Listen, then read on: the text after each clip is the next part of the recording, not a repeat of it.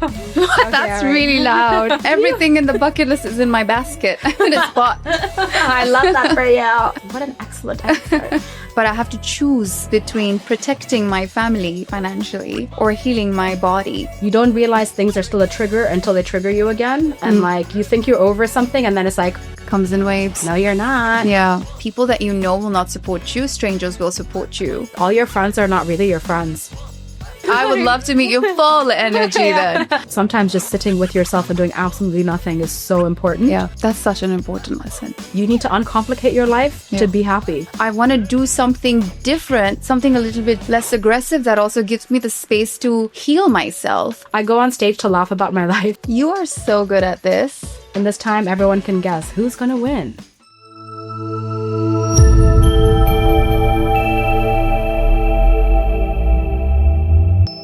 Assalamu alaikum and welcome to Press Pause with 𝐬𝐮𝐬𝐫𝐤. On today's episode, we're playing a game of Burj Banter, where we play a game of Jenga with 2 handwritten questions on it, and we both answer those questions. On today's episode, I have somebody who went from corporate world and then decided to start her own thing because of her health struggles, and her name is Eshani. Welcome. Thank you.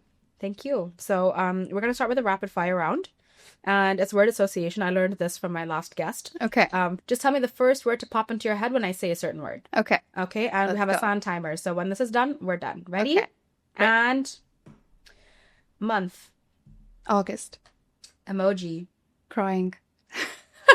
Lunch. Sandwich. Happy place. Home. Board game. Uno? It's not a board game. Yeah, I love Uno. Card game. I've not played that in a while. Aroma. Eucalyptus. Yeah, I knew you were going to say that. Yeah.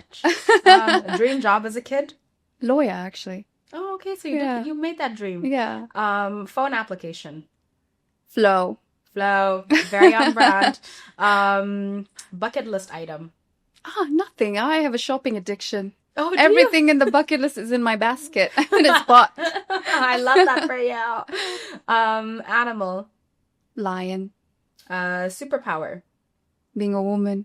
Yes. What an excellent answer. Destination. Japan. Movie. Titanic. I know it's cringe. I just forever love Titanic. I just like looking at Leonardo DiCaprio's beautiful face. Same reason. And Kate Winslet. Like, I was doing some self-reflection yesterday. Yeah. I realized I just like watching things, even if the plot is awful, of for course. the face card of the actors. So unrealistic. I'm like, wow, look at how beautiful you are. I wish I was Kate. Yeah. I wish I was Rose. Exactly. I wish I was just the car. Yeah. Exactly. But yeah, it's that's what I realized about myself. I was like, I really do not care what the plot is. Yeah. I just like a good I just like looking at pretty people on my TV screen, and like the TV I have is crispy. Yeah, like 8 OLED. I'm like, I can see. I can even imagine. If you think your body thinks it's gonna have a breakout, I already know from my TV screen. So, yes. Okay, so your first pick. Okay, so we said this one is loose. Yeah. Oh, danger. There you go. We've already rotated the tower. Sorry. It's okay. It looks like Dubai skyline now. Okay, I'm going to go for this one. Am I allowed to read both the questions before answering? Whatever you want, yeah. Okay. So what is a lesson that took you a long time to learn? I can give you a list of lessons that I've learned in my 30s, since I've entered my 30s. But I think a key lesson that I actually practice now is standing up for myself. When I was in my 20s, I was kind of, I don't know, very timid. Okay. You know, like tepid water. Like always in the shadows and trying to be more girly, I guess. And, you know, wanting to be more feminine than masculine. And I think the lesson that I learned is if you don't tap into your masculinity when it's supposed to matter, you're going to be left behind. And of course, that could be taken in a few different ways. But I think when we talk about our feminine energy, it's more soft, it's more female, it's more calm and sorted. But then your masculine energy that you have to tap, that every woman has inside them, is more, you know, about yourself and more aggressive. And I think in things that matter, you have to tap into your masculinity and stand up for yourself and, you know, be there for yourself. I think that's my lesson.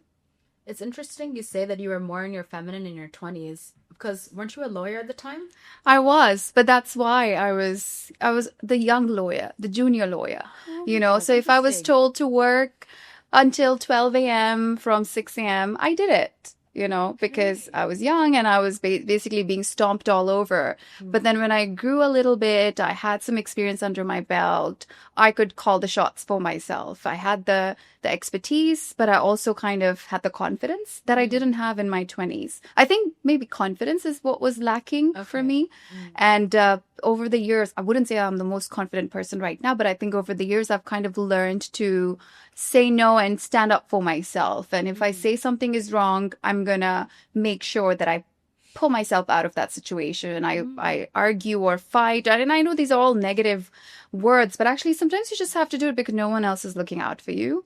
So I think just being there for myself as opposed to being there for everyone else, I think is a lesson I wish I had when I was in my 20s. Oh, yeah, I truly would agree with what you mentioned. But to add a different twist to it from my perspective, would be to just literally press pause. Because I was very go, go, go, go, go. Like, I felt like I had to do everything and be everywhere and be everything to everyone around me. Yeah. Whether they were a close friend or somebody I just met. And I just had that responsibility I put onto myself for what? Where was everybody when I needed them? Very few would show up for me. Yeah. But if I was showing up for 20 people, I had one show up for me. person. That's not even like it's hardly anything. Yeah. So that's why I was like, okay, I need to focus on the people that I know will show up for me and show up for them in the same capacity and or more if I am capable. Yeah. So like all your friends are not really your friends. I feel like the one person showing up for you was probably your mom as well. Yeah, exactly. Yeah. Exactly. I've had like my retriever in the garden show up for me more than some people, and just making peace with that has been very beneficial. So, and I'm not even an extrovert. I'm an extreme extrovert. Yeah. Like you've met me today, low energy by the way. Oh, really? Yes, because I am just coming off from having a cold. Yeah. So you've met me very low energy by the way. Yeah. Like super low. Okay, well, so, yeah. I would love to meet you full energy then. So, I'm an extreme extrovert and I just feel like I can talk to anybody and do all of that. And for a point in time, especially in my early 20s, I misconstrued that for friendship. Yeah. And it's not really. So just learn to protect your energy. And sometimes it's really important to just sit and be with yourself. Like now it's the joy of missing out instead of the fear of missing out. Yeah. And in a world full of distractions as well, I'm adding all the lessons I've learned, but it all comes together. Yeah. In a world full of distractions, sometimes just sitting with yourself and doing absolutely nothing is so important. Yeah. Especially for somebody who relates to being such an extroverted person and a go-getter and chasing the next thing. Yeah. Just sit in it and revel in it and celebrate your wins when you do win them instead of thinking what's next. Yeah. Yeah. That's such an important lesson. Yeah. Exactly. Because I would fall into what felt like a depression. When I have achieved something huge, I'm just like, oh, now what? That's everything I was working towards. Yeah. Instead of just being like, mashallah to myself. Being present in that moment. Yeah. Exactly. Yeah. So we put this back like this. Yeah. Okay, let's see what else. Oh, here we go. What are you grateful for today that you didn't appreciate in the past? Or when was the last time you felt an extremely strong emotion and why? Maybe we go with that one first. Yeah? Okay, all right. So when was the last time you felt an extremely strong emotion and why? I thought you were answering first. Oh, do you want me to answer? Yeah. Okay. I just follow with what the guest wants. That's the only pushover side to me. So the last time I felt a very strong emotion was when one of my dogs passed. Oh. Yeah, so I have three. I had three. I still have three technically in spirit. So Jojo was the French bulldog I had, and I got him with my ex-husband. And I remember the other two dogs I have, those are my dogs. One of them was my best friend. I wouldn't say he was my best friend, but we were really close when I was training in my air traffic training. And something happened with his health, and he needed somebody to take care of his dog. And I was like, yeah, sure. And I've had this dog now for 5 years. So that dog's my dog or his dog. And then the littlest chihuahua that I have, he was always my baby. This dog has seen and he's seen so much and been through so much with me. Yeah. Because he's been through I've had him since I was a teenager. Yeah. And I'm 30 now. So, this dog is everything. But the French bulldog is the dog I associated with my ex-husband.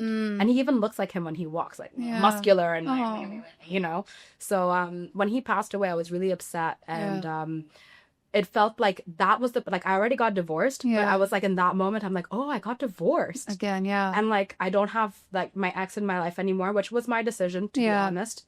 But it's still bittersweet. And then when Jojo passed, I wasn't even around. I was actually traveling around Africa. Oh, no, that's even worse. So I have a pet sitter who comes into the house to take care of them. And she's like, ma'am, he's not waking up. And I'm like, oh. So I had to book a... So the minute I found out, I went ice cold. Yeah. Because I was like, okay, I have to go. Yeah. So I booked a show, like a dog chauffeur to come pick him up and take him to a 24-hour vet to get cremated. And I told them, I'm like, when I come back, I'll collect the ashes. And they were really cute. They like, shout out to Blue Oasis Veterinary Hospital. Because they like put him in like a cute little box. And like they gave me his paw print with like a cute little quotation. And I was like, that is so sweet. Yeah. But after I had made all those arrangements and I knew everything was done and I calmed down my pet sitter because she was wailing. She was so upset because she loved that dog. She knew him since he was a puppy. And he was about 5 years old at the time. So after that was done, we were hanging out with like the aunties and uncles and everyone in Africa. And then the following day I woke up and I was like, oh, I'm actually a little sad today. So I woke up, I prayed, and I was like, I'm sad today. Yeah. And then when I went to the kitchen to make a cup of coffee, uncontrollably, my eyes were watering. And then the baby, there was a baby in the house as well. Yeah. And she brought me so much joy. So in that moment of uncontrollable tears dripping down my face was when I was like, wow, I'm really sad. And I couldn't hold it in. So I'm like sat with this baby who also looks like me, by the way. Aww. So I'm just like, and we're both crying. And I'm just like, why is everything so hard? So yeah. And that was the last strong emotion. Because it was unexpected. Yeah. And then I was listening to a book this morning and it said, you don't, how do I say it? Like, you don't realize things are still a trigger until they trigger you again. And like, you think you're over something and then it's like, comes in waves. No, you're not. Yeah. So, that was pretty intense because that's when I really was like, oh, there's a finality to the bond I had with that man. Yeah. Yeah. Well, I'm sorry that you lost a dog. Yeah. I have been there. Yeah. It's very difficult. It really is. So I can fully relate. But I think for me, when you were talking, I was dabbling between whether to be fake or if I should tell you the real emotion. Because it's hard to share these. These are heavy questions, by the way. I thought it was supposed to be a fun Burj banter. Where's the banter? No, but I was really thinking if I should talk about my real heavy emotion. And that was when, in the beginning of our last episode, we touched on when I decided to resign. And, just like you, I support my family. And I think when I decided to resign, I felt very selfish in the beginning that I'm finally doing something for myself, but I'm also doing it because I physically cannot go back to work. Like I'm dying. I'm literally dying. And I want to do something different, something a little bit less aggressive that also gives me the space to heal myself. But by doing that, I knew that the people I was supporting would suffer a little bit. So I think it was that emotion of selfishness in the beginning. And then it immediately after I resigned got replaced by an emotion of being a failure, So I think that was like the most dark time recently. We've been to so many dark times in our lives, but I think the most recent one was I worked for so many years, and supported my family for so many years. And I'm brought to my knees by my health and I have to take a stand to heal myself. But I have to choose between protecting my family financially or healing my body, and I think for someone like so many of the women that I know, and don't know. So many women out there in the world that are hustling every day to put food on the table, to support their family, to make sure that their family has a good life at their own health's cost. I feel like a lot of them can resonate with this. But yeah, the feeling of selfishness and the feeling of being a failure, and it took me a long time to come out of that. But I think, again, focusing on my health and making sure that I can heal myself from the inside out healed my mental health and my mental space as well in return. And so I could feel like, and by the way, my family was more than supportive. You know, I think it's kind of like an internal thing. Like I had full support of my friends and my family, and even by my colleagues. And they knew that I was resigning for a reason. I had been in that company for so many years. I practically grew up there. So I think I had all the support in the world, but still inside I was battling these emotions. Yeah, that's intense. Yeah. Wow. I'm glad you're feeling better. Thank you. And I love that your family, friends, and colleagues were supportive, and your internal narrative in this moment was wrong. I love that for you. Yeah. Yeah, that's intense. Okay, so, all right, I'll put this back up to the top. Here we go. Okay, my turn. I am so scared now. I'm like shaking. For the tower or the question? No, the tower, because I'm really bad at pulling these out.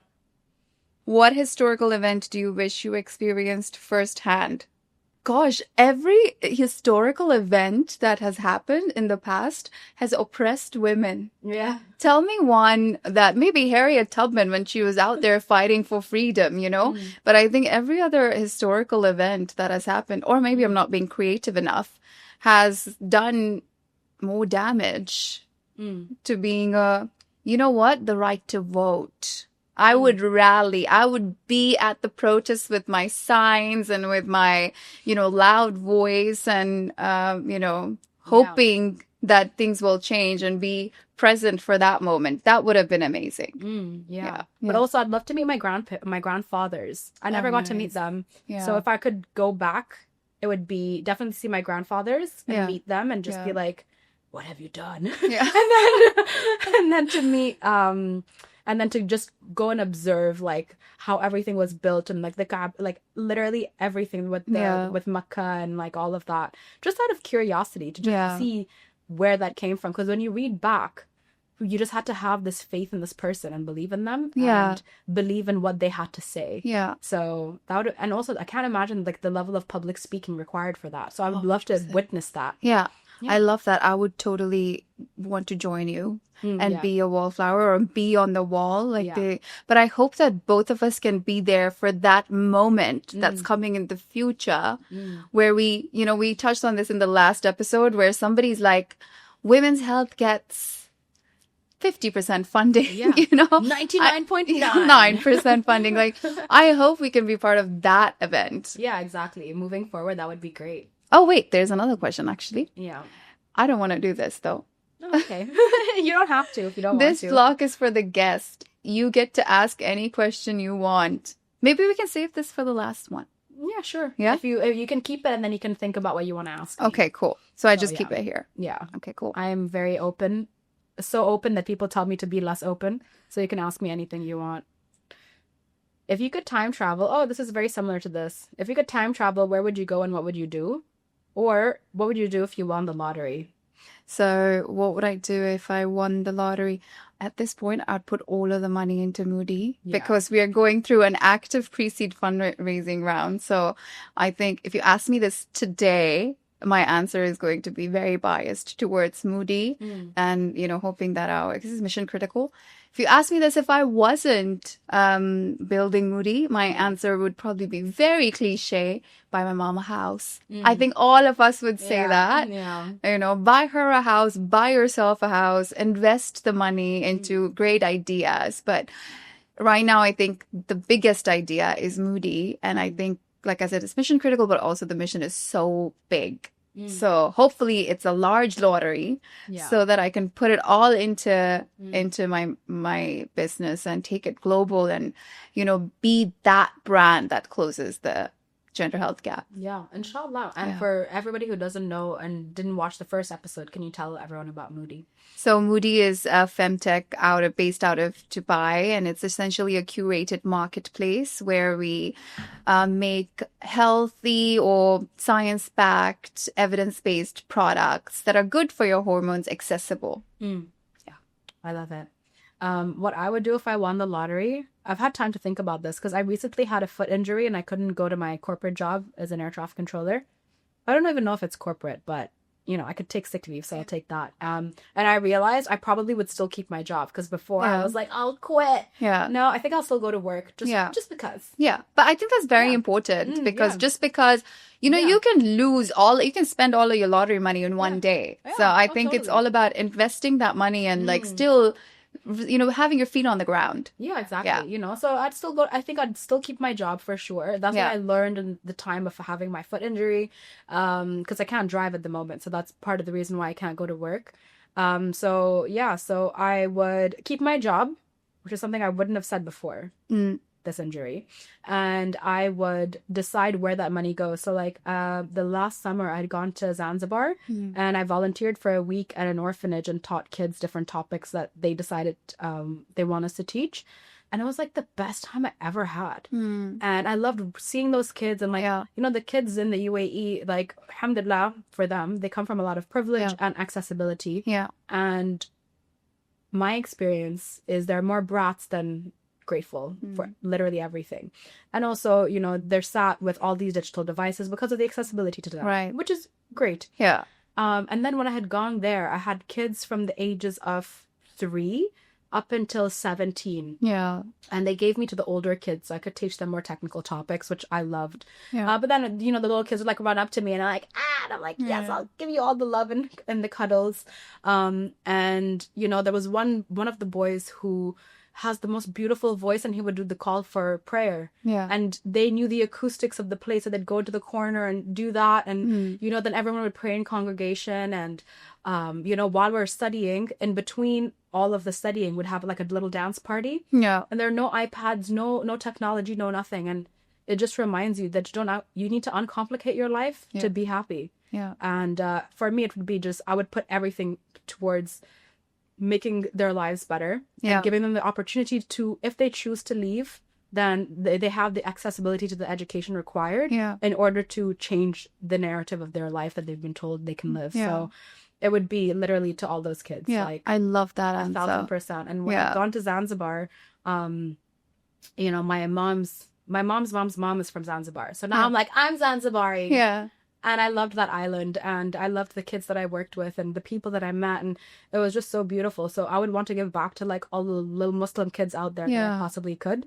But that would be the first island I would start in. I would just love that so much. But I'd still continue working and doing that in my spare time. Because they touched my heart. And like we made these like little, so we had these boxes donated that were friendship bracelets. Oh, cute. And we told them, I showed them like how to do it and like all the videos and stuff. And then I was like, okay, now you make them for yourselves and share them with your best friends. And 3 kids gave me friendship bracelets. And I was like, these kids who have nothing are giving me a gift. I cried the entire bus ride home. I cried like a baby. Because that was the last day as well. So I still have all the friendship bracelets. I've like, there's like my jewelry, and then there's that like on the side. Their own. It's on a pedestal.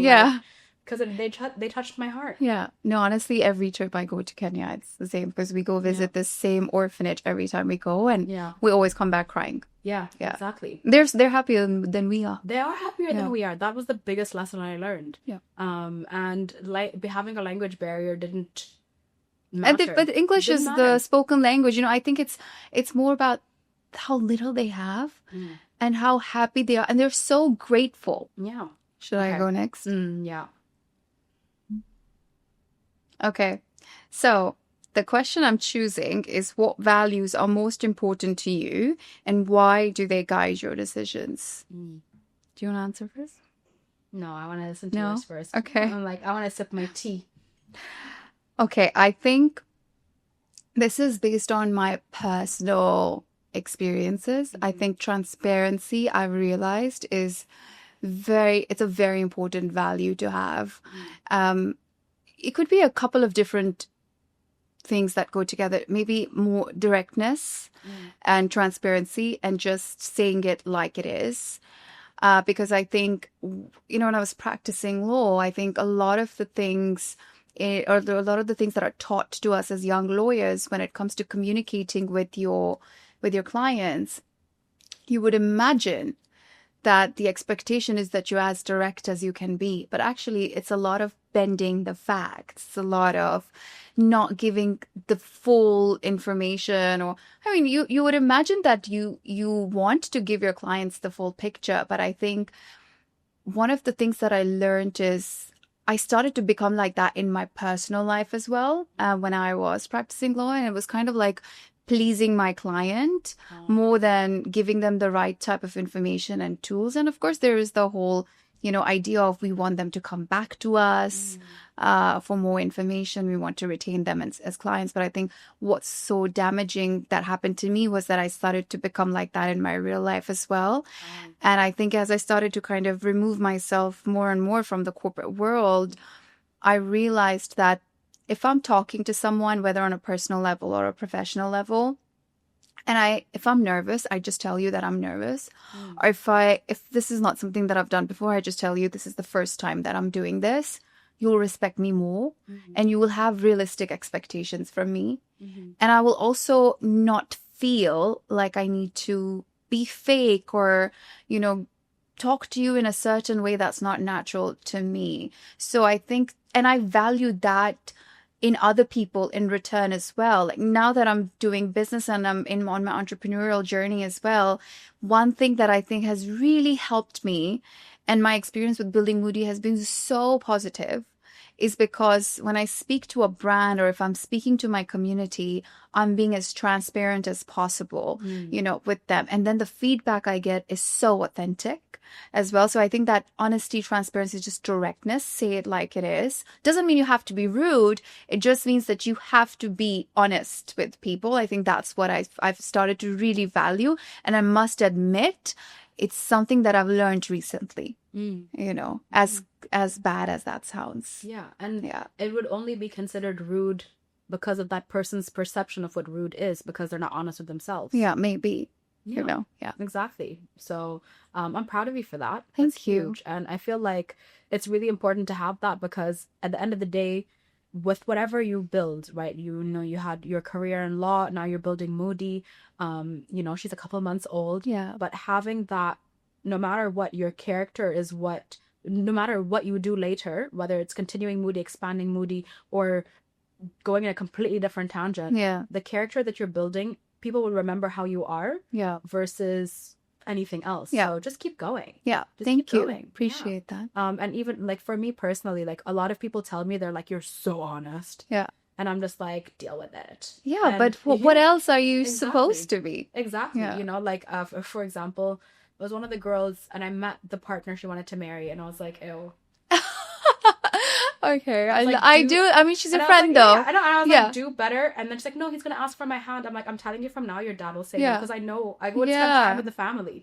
But you're her friend too. Like you have to say it as it is. I was like, it was like he's punching hard. Right. And then later she stopped speaking to me because she's just like, ugh, this girl, like, how dare she? Oh no. She kept all the friends who said yes. But I play the long game. So like a good 5 years later, she comes to me. She's like, you're the only person who was honest. And my father did say no. I'm like, doesn't take a rocket scientist to see that. But like later, she's like, oh, can we continue to be friends again? I'm like, no. Train's gone. Also, I like your mom better than you. So I was just like, I'll hang out with her anytime. But, in that, even though in that moment, because I feel like it'll be a lesson for you as well. There will be friction at the start.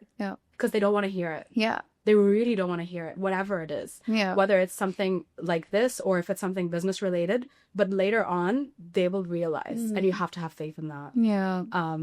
So for me. Thank you for that. Because it's a good tip because it's very easy for you to fall back into what you were used to because that was a default setting for so long. So just remember that. Remember that they will come back. Honestly, it's all I'm counting. They always come back, right? They always come back. I play a long game. I'm not joking. Sometimes half a decade long. Yeah, and I'll but just they sit always there. come back. They always come Yeah. back. They always come back. So stay true to your character and your nature and ask yourself, what does my heart say? What does my gut say? Yeah. You know, and just stay true to you in this time, because it's so easy to falter and untrust yourself for that moment. And then later you're like, oh, I should have stuck to my guns. Yeah. You know, so just remember that. Yeah. And that's my nugget for you. Thank you. So yeah, for me, it would be, I wasn't a person of faith for a very long time. Yeah. Even though I grew up with being assigned as a Muslim person from birth, I witnessed it. I witnessed, you know, how pious my grandparents were. My grandmothers. And then with my parents, they weren't really that religious. And I was like, cool. And then even in school, it wasn't really instilled in me. And, you know, I knew exactly what rules I was bending when I was doing God knows what I was doing. Yeah. Right. And I only got into my faith maybe around 2-ish years ago. And it's brought me so much peace. So, and people who meet me now, who knew me in my absolute rebellion phase, are like, you do what? You pray, and I just found so much peace from it. So, I feel like in taking that moment to pause 5 times a day and pray and have that appointment with God, it's really helped me decide what I'm doing with everything else in my life. Yeah. If anything gives me a little bit of anxiety while I am doing that prayer, that's probably a sign that God's telling me no. And if I feel peace in something that's really hard to make a decision with, and I feel peace in the decision I'm making, then I feel like that's God telling me, yes, I should follow through with that. So it's just to take that moment to have my faith help me stabilize with every aspect, whether it's work related to the podcast, even with my selection of guests. Like, you know, you're somebody I never met before and you emailed me, we got on a call and I was like, it feels right. And then I brought you onto the show, you know. So it all comes from that. But I pray for literally every little thing. And you know, everything happens in its own time, but I do wish I came to it sooner. So faith has been really, really soothing. And I recommend it to everybody. Even if it's just sitting down and closing your eyes and like just talking to God. Or whatever greater force you believe in. I think that's my way of connecting with God, is just whoever God is. I think that's my way of connecting to that higher power. So I feel you. Yeah, it helps. It helps a lot. I personally like the structure around the prayer. Now that I've gotten into it, I'm like, I know I have the formula. That's what it feels like. Okay. I think I want a new one. New one? Okay. Keep this here. I think your turn, no? Now? Oh, yeah, because you had the block. Yes.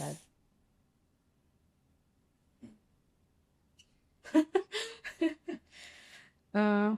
Name 3 things you are most grateful for right now. Very easy.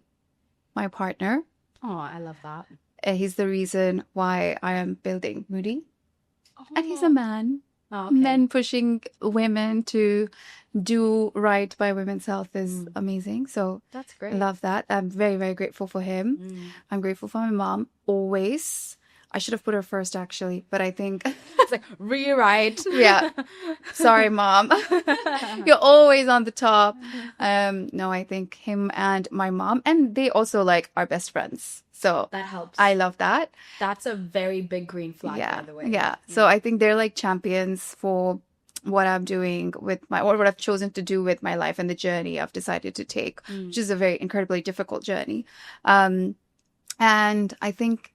Thirdly, I'm very, very grateful for a handful of close friends that have supported Moody. Again, I keep talking about Moody, which I know is not part of this segment, but I think it's relevant because this new business that I'm trying to build, one piece of advice I was given before I started this journey was that people that you know will not support you, strangers will support you. And I think on some levels, it's been true. Like you can have a lot of friends, right? And none of them are really going to be there when you think they will be there or when you need them the most. But I think I've been very lucky with just a handful of, if I'm being honest, 2 people, literally, that have supported me and, supported me building Moody and sacrificing a very successful career and going into it full time, and actually been there and, advising me on every stage, buying the products, rallying, next to me and talking about it and, having those conversations when I'm not in the room and painting me in the right and Moody in the right light, right? So I think I'm very grateful for those 3 groups of people. Yeah. Exactly. Did you say things or people? It can be people too. Okay. Yeah, things I don't care about them. Yeah. I think what's so more important is who I have around me. Yeah, they can be things. Yeah. Exactly. For me, it would be my health, because right now I'm coming through a cold and like, how dare my body? Yeah. So it would be health, and it would be the time I get to spend with my mom lately. So she moved closer to me. Yeah. And then we've just been hanging out. And I remember when I injured my ankle, I was like, Ma, you have to drive me everywhere. Like, I can't use this is my driving foot. And we've just been doing like what would be the most mundane things, but we have so much fun together. Yeah. Like, we have legit people glaring at us like, what's so funny? We're just like laughing with like everybody around us, even to make an order for a sandwich. Yeah. So I'm just really grateful for like the bond we're rebuilding again, because after I moved out, I have 2 younger sisters, so she was like taking care of them. And then I told her, I was like, I called dibs on you. And she's like, what do you mean? I'm like, look, the other 2 are like doing their own thing. Yeah. And they're going through their rebellion phase. I'm like, I called dibs. I want you to like move closer to me. Yeah. So I made that happen. Alhamdulillah, there was that capability. And then we've just been having such a good time. So it would be the time I've been able to spend with my mom. And then another thing I'm grateful for would be the things that one would take for granted. So it's like literally every little thing. So it's like, the fact that I was able to wake up this morning and do the podcast and have you over, and then, all of that. So I know it's more than 3 things. Yeah. I know it's more than 3 things, but it just feels like just having this day. Yeah. And all the other days, I'm just so grateful for that. Yeah. So yes. So have you thought of a question to ask me with your block? Yes. Okay. So this question is, I get to ask the question. It literally says I get to ask any question I want. Yeah. So I think there's 2 questions I want to ask, but I'm going to go with the first one. Okay, all right. I'm ready. We have the time. Okay, so I think I would be so interested in knowing if you could go back to deciding to do press pause. What's the one thing that you would change now that you know how it was from inception, from an ideation stage to what it is today? What's the one thing that you would change? What I would change from the idea or anything? I don't think I would change anything, to be honest, because I do like everyone coming to my house and we have this chat, and it feels more intimate than like a podcast studio where in an hour you have to be out and you get signals from the guy like, so I'll definitely keep it that way. And then the company that I hired to come and set everything up, they were a startup when I found them. Yeah. So they've grown a lot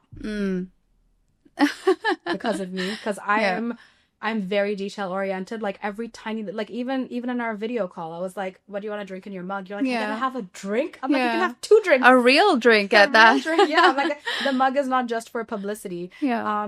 So I'm a very detail oriented person, and I've been quite picky with who I have on the show. Yeah. So if I could change anything, it would be to have more time to give to the podcast, if anything, because at the moment, I shoot maybe 1 or 2 guests per month. Yeah. And we pre-shoot content for months in advance. Yeah. So what we're shooting in the next 5 weeks is going to be content for the next 6 months.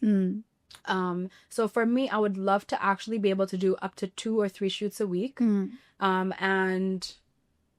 And it wouldn't be a change, it would be an expansion, actually. Yeah. So I would have a villa, like I would love to have a villa that's more centrally located. Yeah. And then a soundproof podcast studio.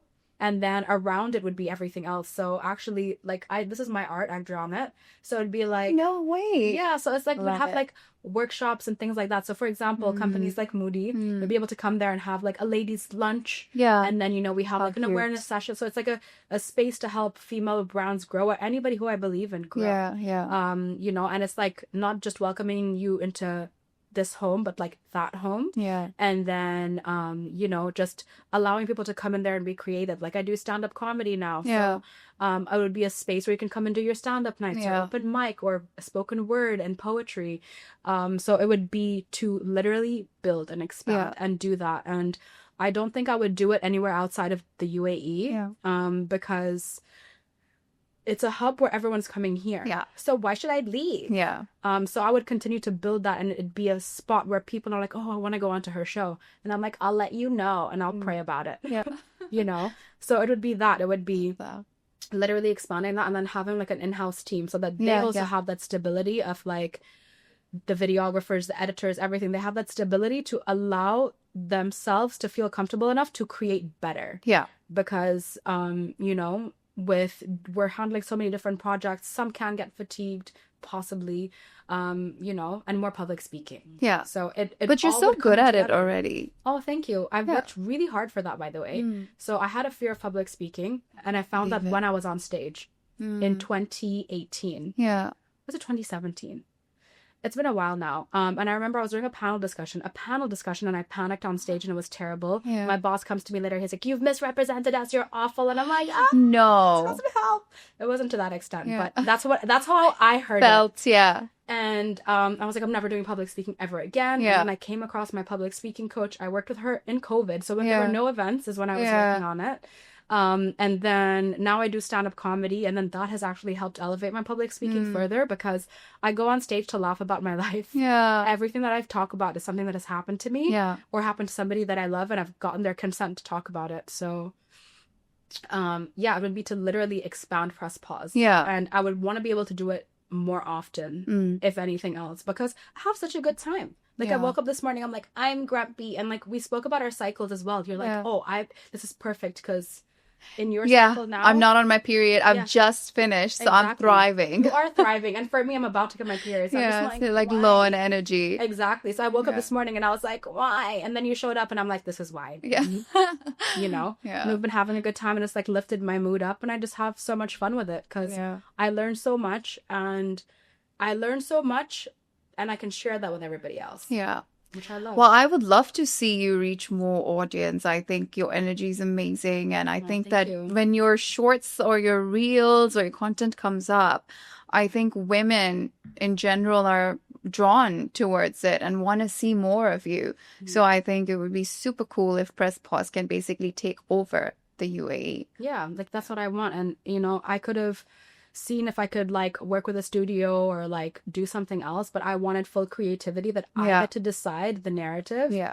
And I think even inshallah, if there are opportunities where I can expand to that extent, I wouldn't want to let go of the creativity because, for example, like if we have somebody conservative that's in charge, they maybe wouldn't have been comfortable with all the things you spoke about today. And I believe women's health and taboo needs to be taken out of things because it's only taboo because we don't talk about it. Exactly. So let's talk about it. That's it. So it would be expansion more than changing anything.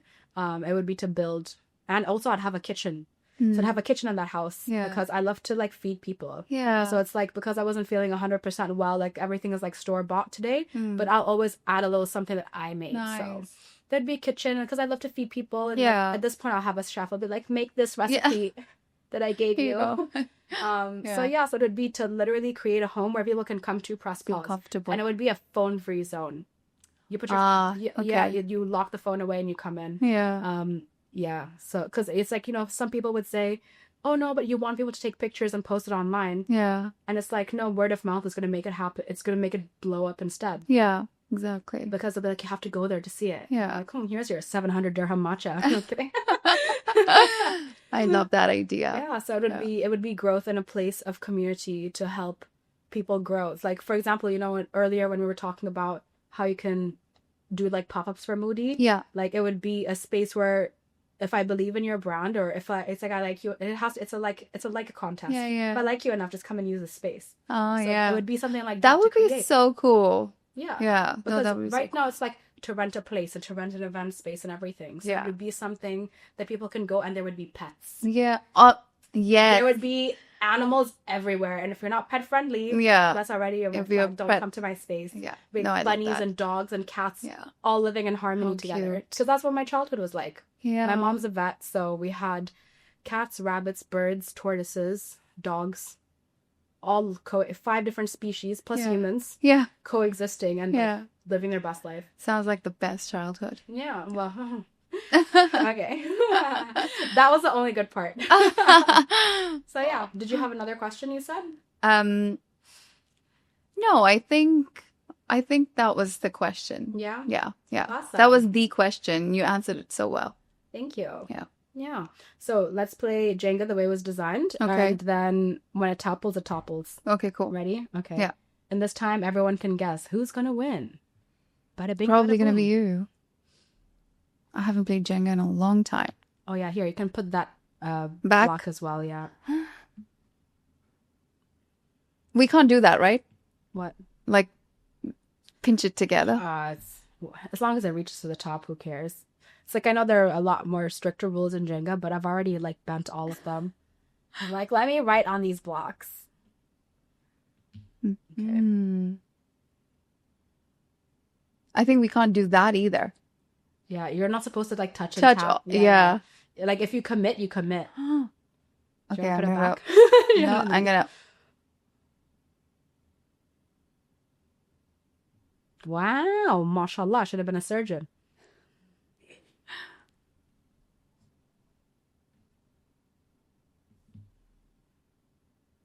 Jeez.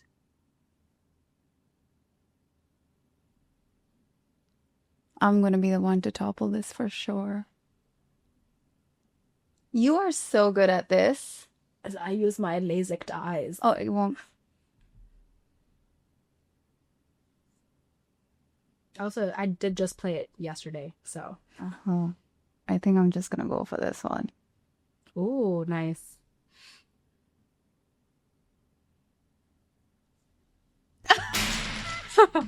That's really loud. Awesome. Wow, I did it. I thought it was gonna be me. Yeah, it's okay. It's like, you did good. All right, let me close the episode.